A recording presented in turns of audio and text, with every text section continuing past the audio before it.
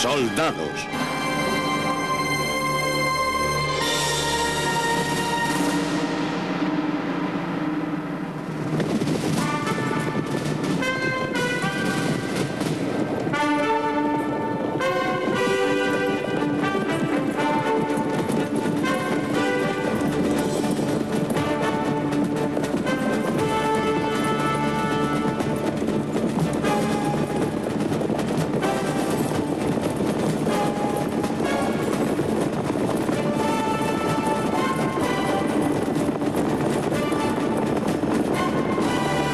Caballería.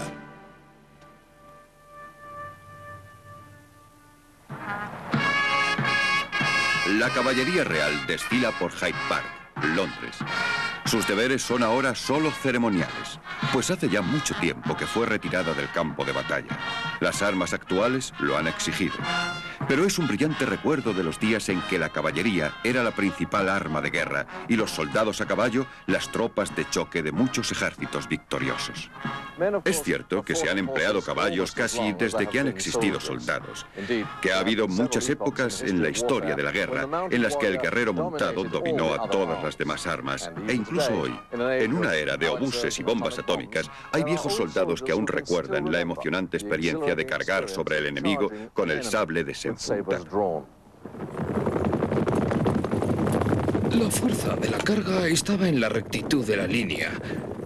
Una vez que se tocaba la alarma, se desenfundaban las armas. Era como cabalgar hacia el infierno. Los cañones tronaban, humo de las baterías por todas partes. Bueno, de hecho, casi constantemente estabas ciego por el humo de los cañones. Y no solo por las explosiones, los obuses, los mismos cañones humeaban continuamente. Harry Williams, de 102 años de edad, recuerda una carga de caballería de la Primera Guerra Mundial. Cuando yo llegué allí, todo el grueso de la caballería estaba en línea. Los cornetas ya habían tocado alarma. Mi montura, claro, como era un caballo de ataque, estaba imbuida con la excitación del momento. Esa atmósfera eléctrica se sumó a ella.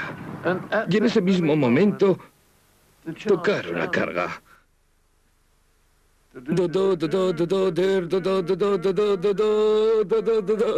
Hasta que los caballos estuvieron a punto. Cuando llegaron a esa línea se quebraron alemanes, búlgaros, turcos, no importaba quiénes fueran, aplastados, rotos. Fue una verdadera carnicería. Los aceros acuchillaban. Acuchillaban sobre las cabezas de los caballos. Clávalo, clávalo, otra vez. Y si aparece otro, simplemente te vuelves, giras la muñeca y lo rebanas. Y luego a esa parte. Y claro, todo el mundo está haciendo lo mismo. Así que has de tener cuidado para no herir a tu compañero. Si los días de la caballería ya pertenecen al pasado, este no es irrecuperable. No mucho después de la carga de Harry Williams, el guerrero montado tendría un último hurra en las llanuras de Europa Oriental. La caballería roja soviética, una fuerza de 16.000, montó para luchar contra Polonia. En las afueras de Varsovia, la caballería polaca derrotó al invasor ruso. Los jinetes polacos volvieron a casa como héroes nacionales. Con este mismo espíritu heroico cabalgaron en 1939 con una fuerza de 40 regimientos contra los alemanes. Existe la leyenda de que un regimiento llegó realmente a quebrar sus lanzas en el blindaje de los tanques alemanes. El resto fue barrido por el torbellino del avance de Hitler.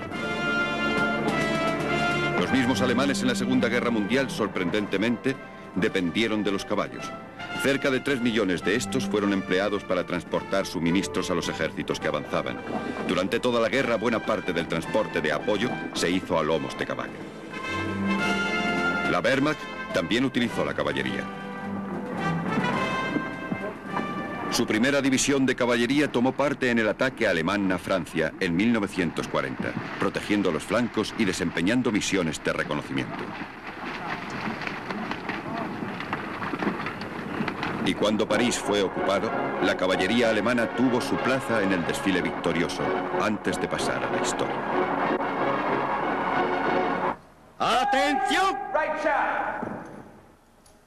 ¡Preparados! ¡Monten!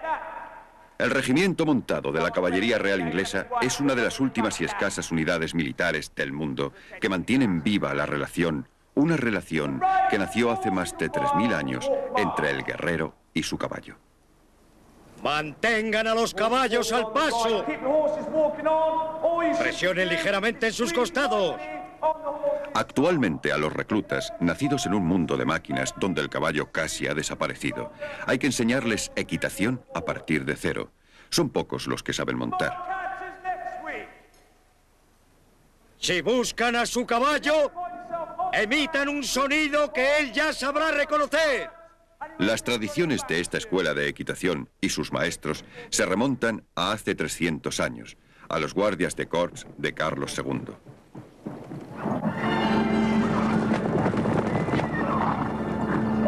Pero la tradición del caballo de guerra se extiende mucho más lejos en la historia, quizá al año 2000 a.C. En algún paraje del gran mar de hierba que cubre Asia Central, algunos nómadas capturaron y domaron al primero de estos caballos. Demasiado débiles para ser montados, los primeros caballos de guerra fueron usados en carros de batalla. Pero alrededor del año 900 a.C., la crianza produjo un caballo de monta y la revolución de la caballería. Durante los 3000 años siguientes, los jinetes de Asia Central, escitas, hunos, turcos, mogoles, aterrorizaron y a veces conquistaron las ricas tierras en sus fronteras. El más grande de todos los conquistadores nómadas sería Gengis Khan, cuyo imperio en el siglo XIII abarcaría desde China hasta Rusia. Entre los primeros exponentes de la revolución de la caballería están los partos, una feroz tribu de Persia constantemente en guerra con el Imperio Romano. Expertos jinetes. Su arma era el arco y sus flechas mortales. Su técnica especial era aparentar retirarse de la acción cuando en realidad lo hacían para proveerse de flechas. Entonces volvían al ataque cogiendo al enemigo desprevenido. De este truco nació en algunos países la expresión una flecha de parto. La más feroz de todas las tribus a caballo fue la de los hunos. Llevando con ellos sus hogares allá donde iban, camparon a sus anchas por Europa a las órdenes de su jefe Atila y amenazaron a la propia Roma en el siglo V después de Cristo. San Jerónimo habló así de ellos. Enjambres de hunos llenaron toda la tierra de matanzas y pánico cuando iban de acá para allá sobre sus veloces caballos.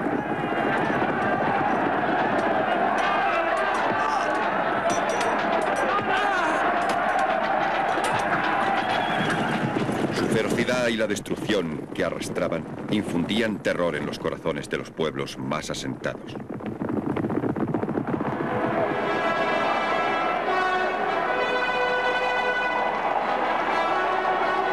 Para combatir las cabalgadas y las tácticas de aquellos jinetes magistrales, los romanos adoptaron gradualmente el estilo de caballería fuertemente acorazada. Aquellos jinetes acorazados no pudieron salvar a Roma, pero durante 1000 años lograron defender al Imperio de Occidente de los asaltos de los pueblos de las estepas.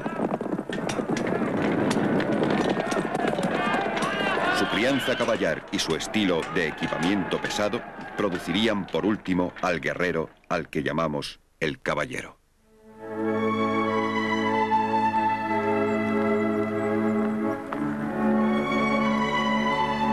El caballo de las estepas y su jinete armonizaban por instinto. El caballo de guerra occidental necesitaba ser entrenado y sometido a las habilidades especiales exigidas por la voluntad de un guerrero.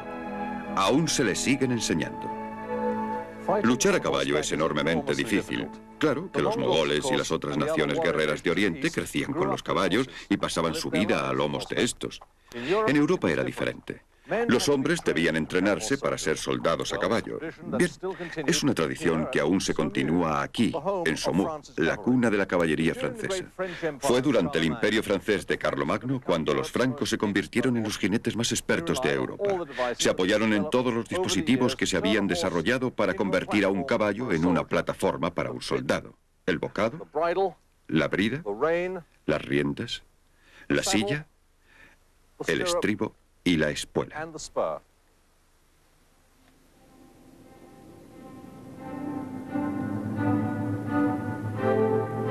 El caballero medieval fue el florecimiento final del guerrero montado acorazado europeo. Pero en el siglo XV, su sencilla cota de mallas quedó anticuada. Los armeros habían aprendido a encajar a un hombre de la cabeza a los pies en brillantes placas metálicas y también partes de su caballo. Su peso podía aproximarse a los 125 kilos y su armadura estaba confeccionada para presentar una superficie oblicua a cualquier golpe o flechazo. Para contraatacar, llevaba una espada. Todo este equipo era exorbitantemente caro, así que inevitablemente el caballero salía de las clases ricas y dominantes. El aplastante poder de su armadura permitió al caballero dominar el campo de batalla durante 500 años. Con su cuerpo descansando en los estribos y su espalda soportada por una silla rígida, estaba listo para la batalla.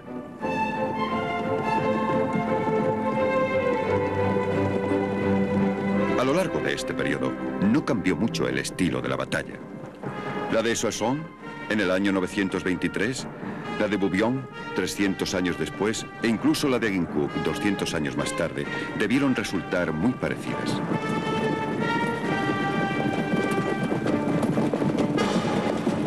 Las tácticas y las maniobras jugaban menos que el valor individual y la destreza con las armas. A menudo el caballero peleaba desmontado, pero cuando intervenía a caballo en la batalla, el espectáculo era sensacional.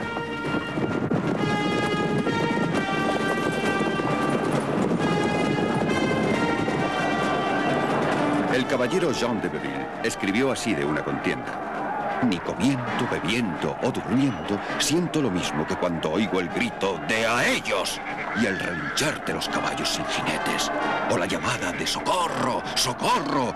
O cuando veo a grandes y pequeños caer en la hierba, en los fosos, o cuando diviso a los muertos que aún tienen lanzas empenachadas en sus costillas.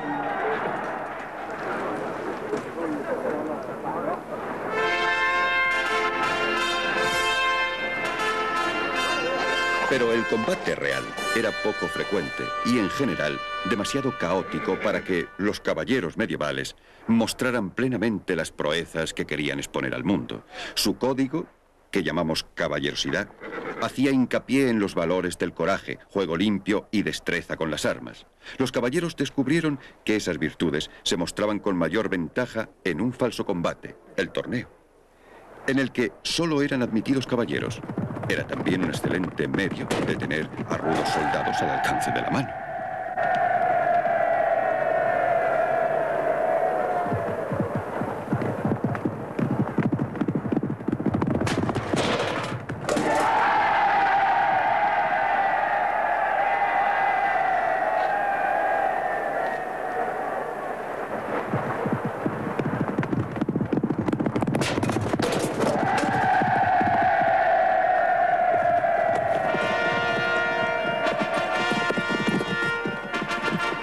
En el siglo XIV, cuando el torneo se había convertido en el espectáculo más popular entre las clases elevadas de Europa occidental, su propósito, como un entrenamiento para el combate individual o colectivo, había quedado casi eclipsado.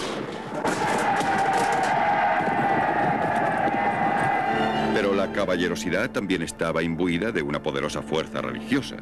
Del caballero no solo se esperaba que luchase bien, sino que hiciera el bien. De aquí el enorme entusiasmo de la caballería por las cruzadas.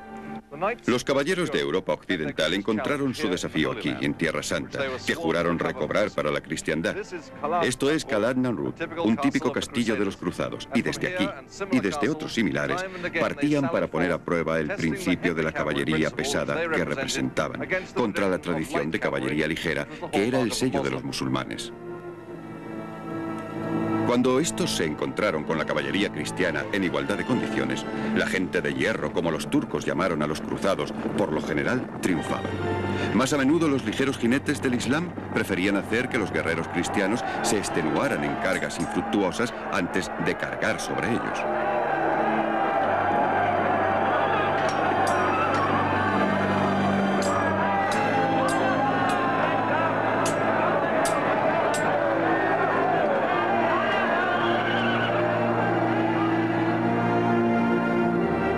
Tan expertos se convirtieron los musulmanes en las tácticas de caballería que en la batalla de Ay-Halud, en 1260, se enfrentaron y derrotaron a la hasta entonces invencible horda de los mogoles en la meseta junto al mar de Galilea.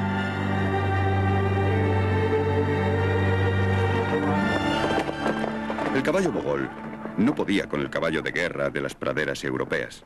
Aquí la hierba abundante y el heno invernal hicieron una montura que siempre sobrepasaría a un desnutrido estepario.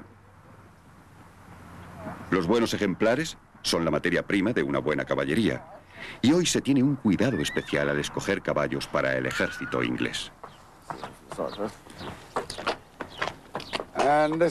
Este es un caballo de los mejores que existen. ¿Cuántos años tiene? Creo que 5. Qué bonito es este ejemplar. Es precioso. Ya lo creo que lo es.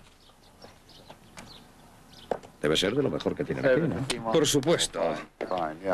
Sí, es precioso. Tiene músculo, sí. ¿Quieren verle al trote?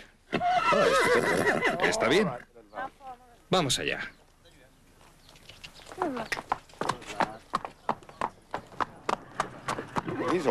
Creo que irá bien si no va al regimiento como montura de un oficial. A la tropa del rey le gustaría para galopar y galopar. ¿No le parece? Lo hará en todas partes. Sí. En un caballo hay algo más que huesos y músculos fuertes. Al igual que el jinete, el caballo debe ser entrenado para paso, trote y galope, obedeciendo al jinete. Su entrenamiento comienza como el de un corcel de guerra medieval, con la rienda corta. Pero el de caballería tiene que enfrentarse con algo que nunca experimentó el corcel de guerra.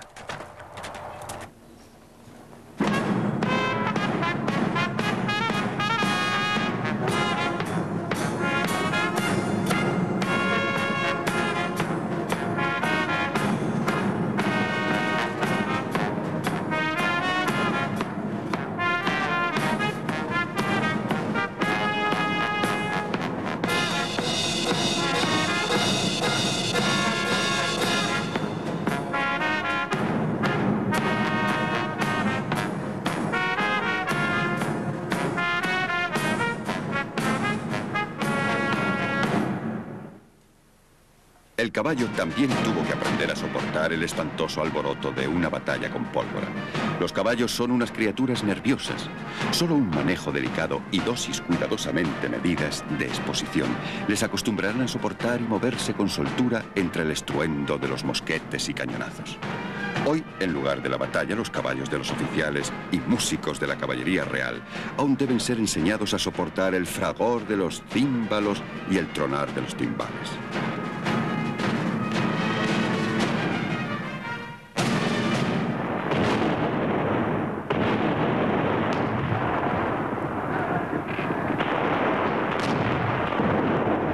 Pero la pólvora no solo hace ruido, también hizo una revolución.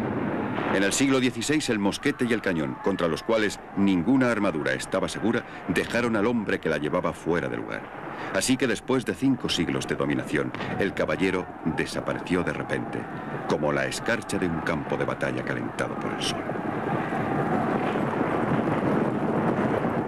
Los jinetes que sobrevivieron, como los de la Guerra Civil Inglesa, tuvieron que descubrir nuevos papeles. Uno era el de fuerza de choque final, el otro el de perseguir al enemigo para su destrucción.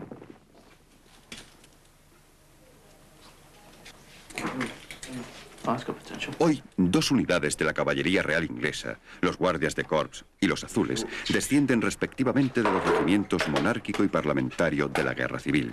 Y el uniforme de gala que llevan, el casco y el peto o coraza, son un recuerdo del tiempo de la armadura, ya desaparecida cuando aquellos regimientos cobraron existencia. Este equipo solo te queda bien si te hace daño.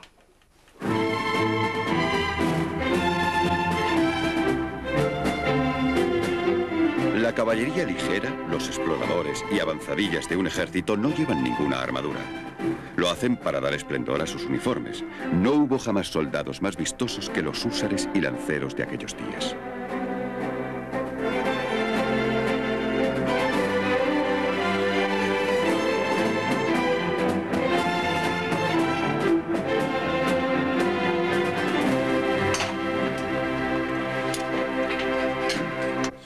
Espada LG 94. Sí. Frente coraza LG 143. Sí. Dorso coraza LG 47. Sí. Casco LG 257. Sí. Este es todo tu equipo.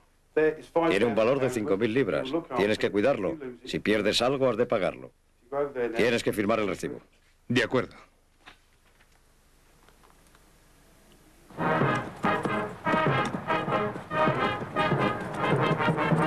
La espada siempre fue la principal arma de la caballería, aunque no la mejor. La tradicionalmente ligera eligió la cimitarra curva, mejor adaptada para cortar y acuchillar en la confusión de la batalla. La caballería pesada, desde los días de los caballeros acorazados en adelante, prefirió la espada recta y pesada.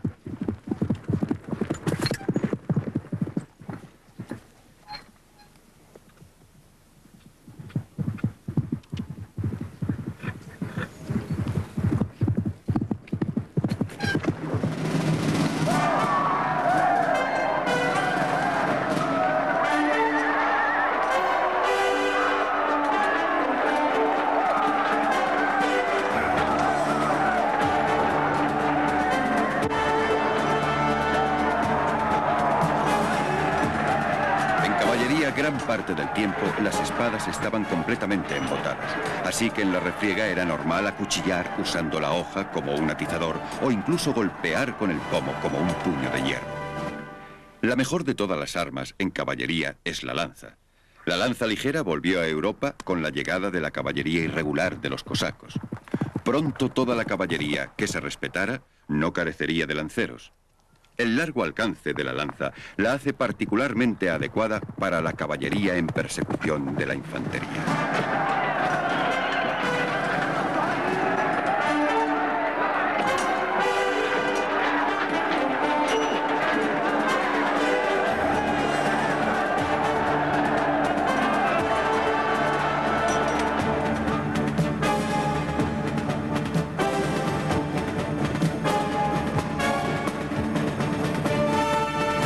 Fue también usada contra tropas en orden cerrado, por ejemplo en Oduckman, en 1898.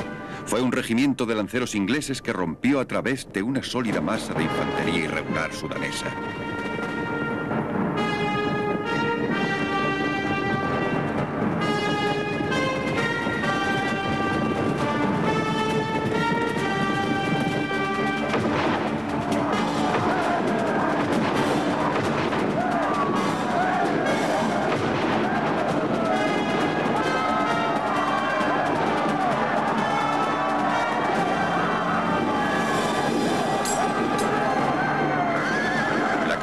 También experimentó con armas de fuego, buscando medios para convertir una amenaza en una herramienta.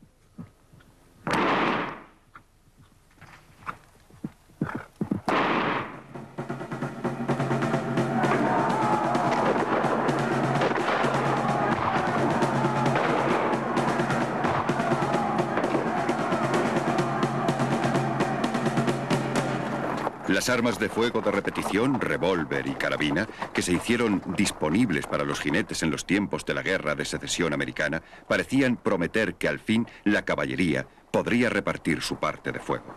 Pero la verdad es que hombre y caballo hacen un blanco mejor que el que jamás hizo una patrulla de tiradores y estaban condenados a ser víctimas del soldado oculto.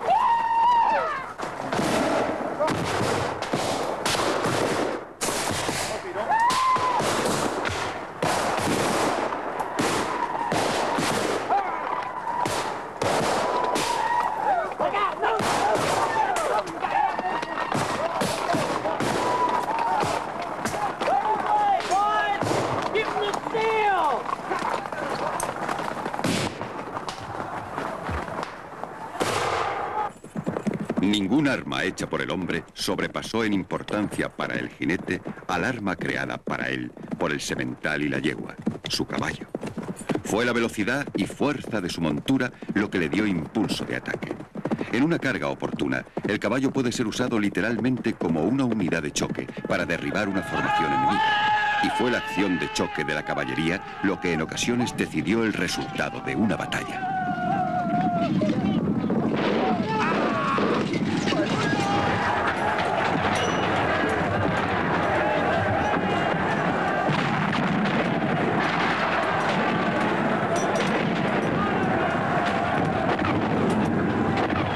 En Breitenfeld, en la Guerra de los 30 años, Gustavo Adolfo usó su caballería sueca para asestar el golpe definitivo.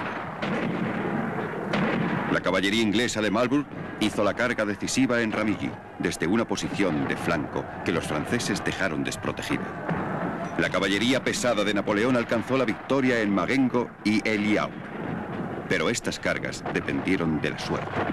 Mosqueteros decididos, formados en cuadro y protegidos por la artillería, nunca podrían ser aniquilados por la caballería. Los coraceros franceses fracasaron una y otra vez frente a los cuadros ingleses.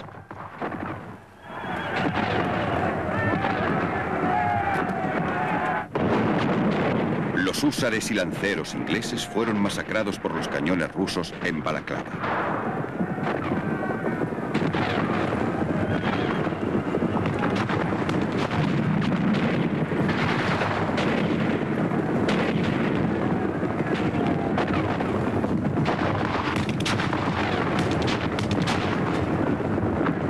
Hacia el Valle de la Muerte cabalgaban los 600. Magnífico. Pero eso no es la guerra. Así es como describió un general francés la carga de la brigada ligera. A lo largo del siglo XIX, en muchos ejércitos europeos, la caballería continuó pareciendo magnífica y ocasionalmente aún hizo cosas magníficas. Aquí, en el Museo de la Caballería Francesa, en Saumur, hay recuerdos de los tiempos en que el galopar de los dragones, el choque de la carga y el terror del frío acero eran todavía un rasgo importante de la guerra. Pero ya estaban contados los días para el soldado de a caballo.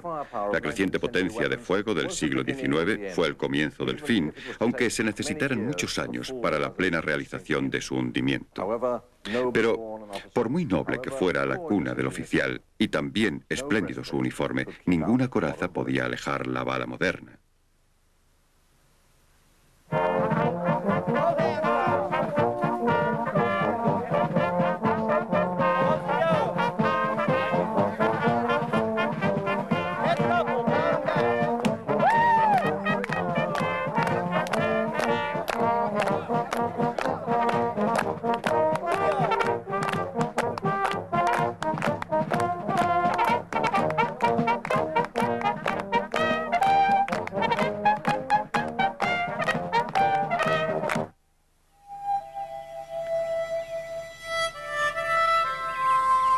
Cruzado el Atlántico, en una sociedad que nunca conoció una clase caballeresca y donde el caballo era solo un medio de viajar por un vasto país, los soldados evitaron el error de pensar que los jinetes podían ignorar los efectos de las modernas armas de fuego.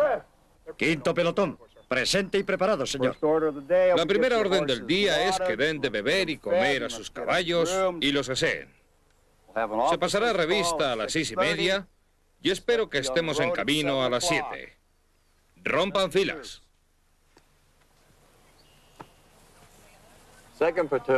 Ambos bandos de la Guerra de Secesión Americana reclutaron grandes fuerzas de caballería. En 1865 había 80.000 jinetes en los servicios de la Unión y 40.000 en los confederados.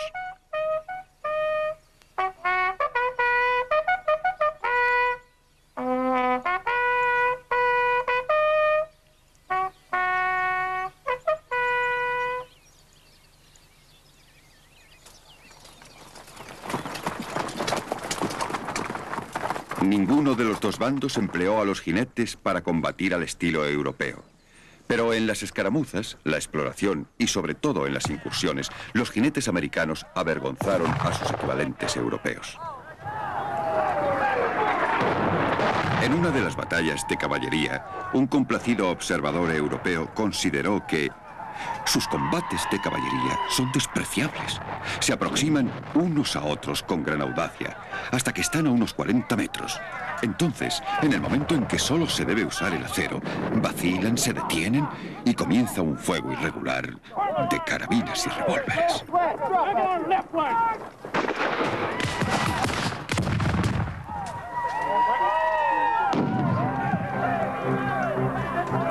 Los ingleses no aprendieron nada del ejemplo americano.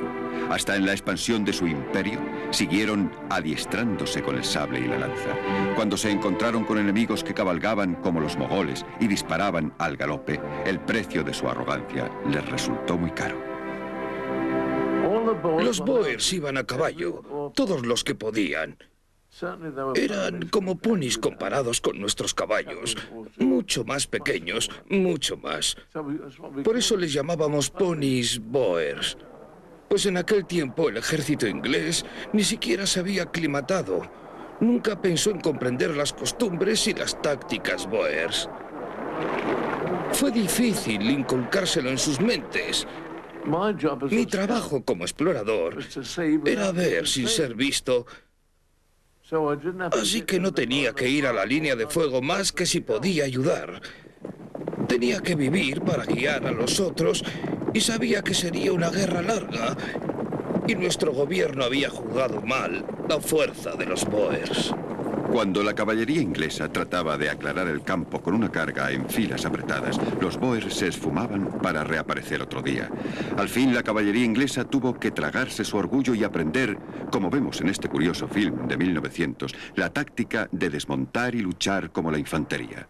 Estaba pagando a los Boers el elogio de la imitación.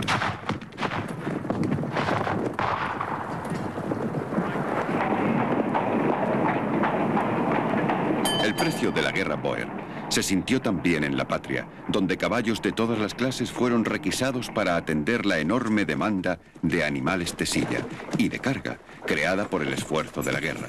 Muchos de ellos llegaron a África inservibles, lanzados a la acción sin aclimatarlos y por lo general montados por jinetes inexpertos. Ahora recuerdo un lote que mandaron para llevar cañones, pero no podían hacer que empezaran. Es que no tenían la más mínima idea. Se van a reír. Alguien tuvo una brillante idea. Dijo, estos son caballos de tranvía, no echarán a andar hasta que no toquen un timbre. Entonces otro dijo, ¿dónde vamos a encontrar un timbre? Se fueron y no sé dónde encontraron una caja llena de timbres de bicicleta. Y aquellos caballos no se movían hasta que no tocaban el timbre.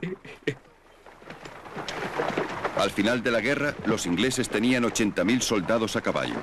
Otros 400.000 caballos tiraban de los cañones y de los carros de suministros del ejército. Muchos eran ya de partida unos ejemplares lamentables, y el largo viaje por mar, seguido por un exceso de trabajo en un clima extraño, los mataba a montones. La guerra es siempre cruel con los caballos. 2/3 de los enviados a África murieron con los arneses puestos. Creo que los caballos son maravillosos. Muchos cayeron de pronto muertos por el esfuerzo. Ellos tiraban y tiraban y tiraban hasta que ya no podían más. Ni la inutilidad de las tácticas de caballería tradicionales, revelada por la guerra, ni su coste en animales, sacudieron lo más mínimo los prejuicios de la clase de oficiales europeos. Esta fue dominada por jinetes que seguían creyendo que la instrucción con sable y lanza, en un estilo inalterado desde la Edad Media, era toda la preparación necesaria para una guerra de ametralladoras y artillería.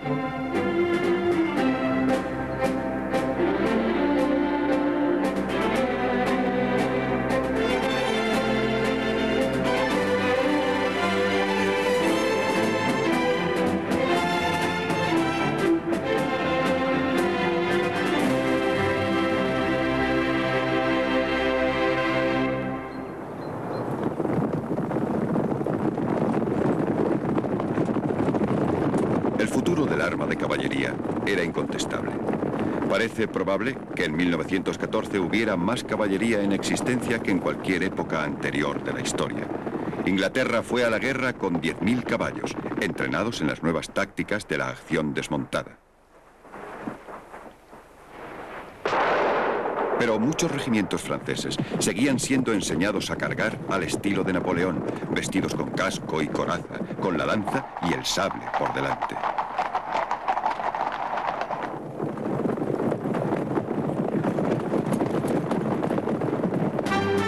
Creyendo todavía en la invencibilidad de la caballería, los franceses movilizaron 10 divisiones.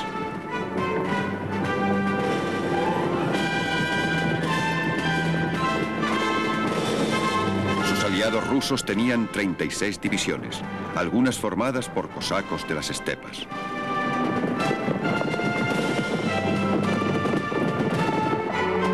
Los alemanes enviaron 11 divisiones a la guerra y sus aliados austriacos otras 11.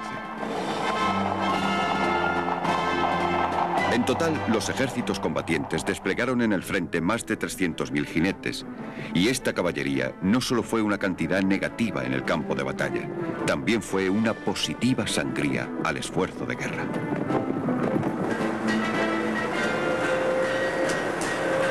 Los caballos exigen una atención constante: limpiarlos, herrarlos, abrevarlos, entrenarlos, mimarlos.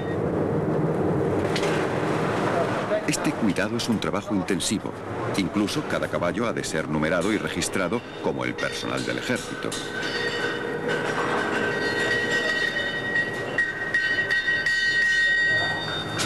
Cuidad a vuestros caballos. Esta es una de las máximas de la caballería, porque un caballo enfermo puede rendirse antes de encontrar al enemigo. Al contrario que las máquinas, los caballos inactivos aún requieren esfuerzos para mantenerlos. Los caballos producen basura en enormes cantidades. Limpieza es el menos popular de todos los servicios de establo. También consumen alimento en un volumen equivalente. La ración de un caballo es de unos 5 kilos de heno al día y unos 5 de grano. Al final de la guerra, mientras que Inglaterra había embarcado 5.250.000 toneladas de municiones a Francia, embarcó 5,5 de heno y avena. Las raciones generosas siempre fueron esenciales si la montura tenía que llevar un soldado y la gran cantidad de equipo que él y su caballo necesitaban. Ted Vargas, que fue soldado ya en 1940 en la campaña de Siria, lo recuerda. Llevabas 2 mantas, una para el caballo y otra para ti. Iban a la grupa del caballo bajo la silla. Tenías un fusil en el lado derecho de la silla, en una bolsa, el sable en el lado izquierdo, y una caja de zapatos donde llevabas zapatos, clavos y otras cosas. También una cantimplora, un equipo de aseo y un plato de metal unido con una correa a la culata del rifle, un gran capote y un impermeable enrollados, uno en el frente de la silla y el otro atrás. 2 carteras al frente de la silla que contenían ropa interior, un pasamontañas y 90 cartuchos al cuello del caballo y otros tantos alrededor del tuyo. Así que en total había un buen peso que llevar.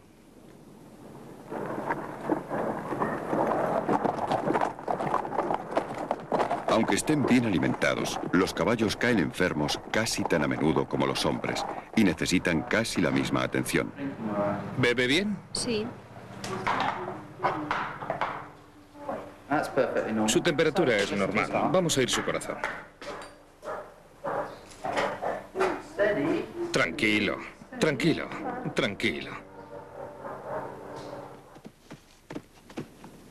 Las bajas de caballos en la Primera Guerra Mundial realmente superaron a las humanas.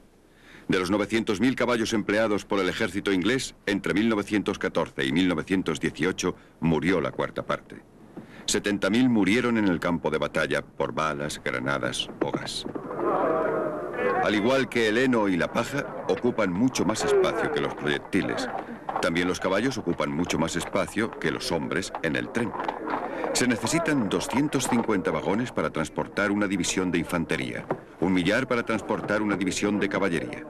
Y lo realmente difícil era engañar a los caballos para meterlos allí.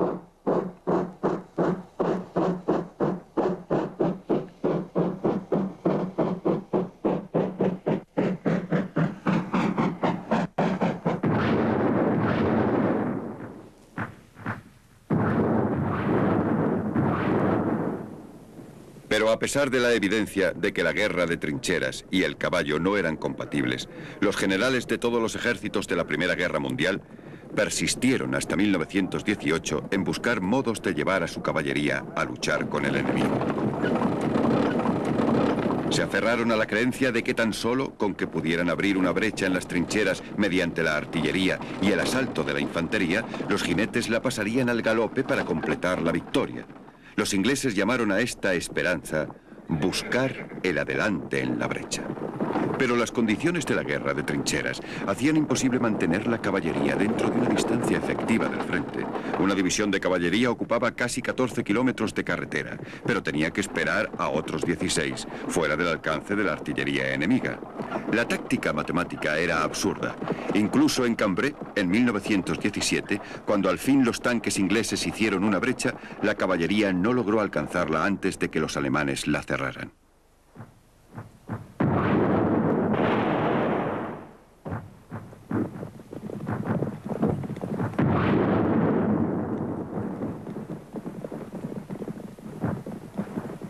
Y por grandes que fueran las dificultades de la aproximación, los peligros del frente, cuando los caballos se encontraban con las balas o el fuego del cañón, estas dificultades eran aún mayores.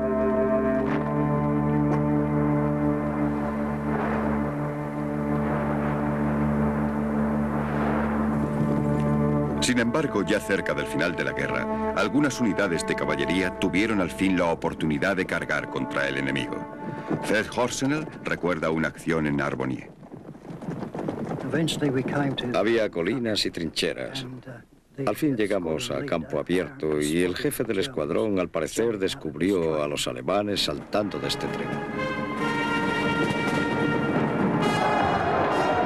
Nos afirmamos en nuestras sillas de montar y nos protegimos lo mejor que pudimos detrás de los cuellos de los caballos. Sacamos nuestros sables y fuimos como rayos. Naturalmente, cuando los alcanzamos, ellos estaban más o menos en campo abierto.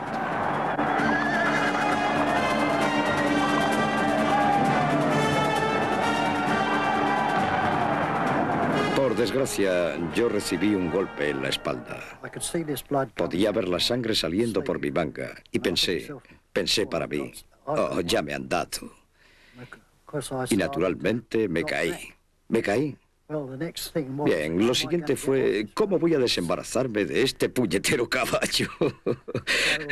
Así que me limité a dejar que mi brazo cayera hacia mi gran capote que estaba al frente de la silla. Y solté el nudo del sable y subí el brazo y lo puse allí. Después de eso me desmayé, no recuerdo nada más.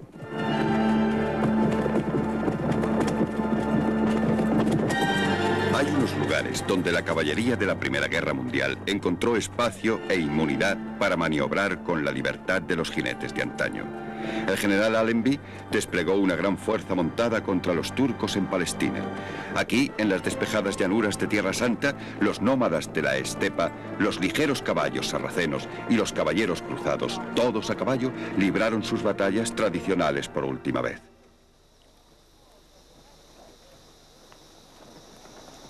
Buena parte de la caballería del desierto de Allenby eran australianos, preparados para luchar como los Boers, como tiradores a caballo. Aquellos jinetes ligeros australianos eran campesinos salidos del desierto y el interior, nacidos entre caballos y armas ligeras. A pie disparaban como tiradores expertos. Sobre la silla galopaban como cazadores de zorros. En Beersheba, el 31 de octubre de 1917, representaron una de las últimas grandes cargas de caballería de la historia. Un veterano, Martín Balserini, evoca el día. Justo antes de partir, y partimos al anochecer, hicimos más de 60 kilómetros aquella noche a través del desierto. Después acampamos durante el día y a la noche siguiente comenzamos otra vez. Y ellos hicieron otros 60 kilómetros más sin agua. Beersheba era el único sitio donde había agua. Si no podíamos darles de beber, los caballos tendrían que hacer otros 45 kilómetros y no lo resistirían.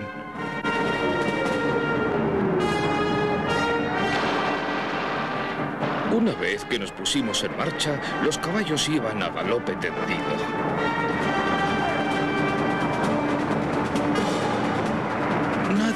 mandaba hacerlos volver y manteníamos también la línea como si desfiláramos. Puedo recordarlo. Era un domingo. Recuerdo que estábamos marchando. Cuando llegamos allí no había alambradas, solo trincheras, y los turcos en ellas disparándonos. Los de la siguiente línea de trincheras estaban de pie fuera de ellas disparando por encima de las cabezas de su propia gente. Y nosotros estábamos entre los otros, que tenían fusiles y que tiraban desde sus caballos, y los turcos que estaban en tierra seguían disparando. Muchos de nosotros teníamos pistolas y revólveres y también disparábamos. Había allí un turco que estaba tumbado en el suelo apuntándome con su fusil junto a mí, y yo le hinqué las espuelas al caballo y este saltó. Y el turco disparó.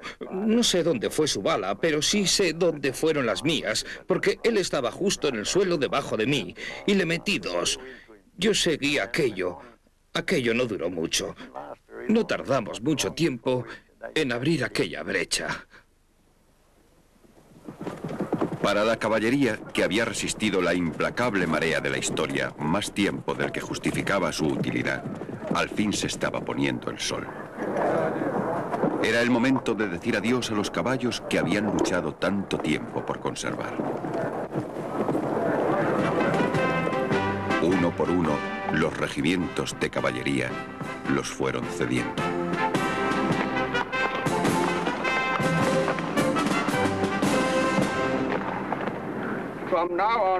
De ahora en adelante, la norma, el emblema de la caballería, servirá para recordaros a aquellos valerosos y sumisos camaradas que hoy desfilan con vosotros por última vez, vuestros caballos. Pero sería erróneo decir que la caballería ha muerto. En algunos ejércitos, por supuesto que lo hizo. En otros, como el inglés, la caballería ha mostrado, pese a toda la evidencia histórica, que puede adaptarse. Se mecanizó.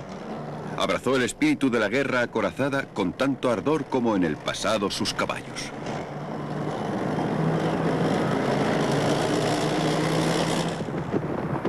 La caballería real, el único regimiento que aún monta a caballo en el ejército inglés, luchó con gran valor en choques blindados en la Segunda Guerra Mundial. Llevaron al 21º Cuerpo del ejército de Montgomery hacia Bruselas. Pasaron por muchos campos de batalla, igualando el espíritu de ofensiva de sus caballeros.